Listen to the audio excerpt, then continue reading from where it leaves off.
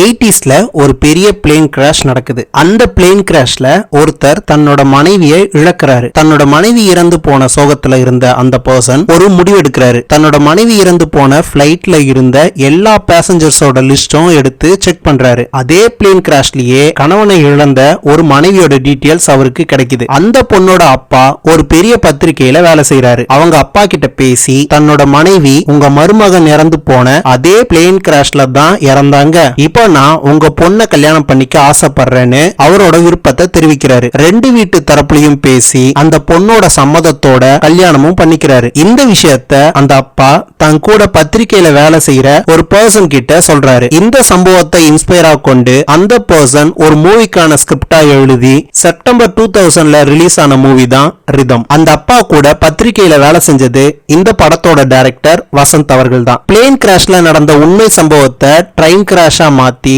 சின்ன சின்னதா யதார்த்தமான கேரக்டர்ஸ்களா ரைட் பண்ணி ஒரு சிறந்த படமா மாத்திட்டாரு. உங்களுக்கும் இந்த மூவி ரொம்ப பிடிக்கும்னா மறக்காம கமெண்ட் செக்ஷன்ல சொல்லுங்க. இது போல இன்ஃபர்மேஷன் தெரிஞ்சுக்க நம்ம சேனலை சப்ஸ்கிரைப் பண்ணிக்கோங்க. தேங்க்யூ.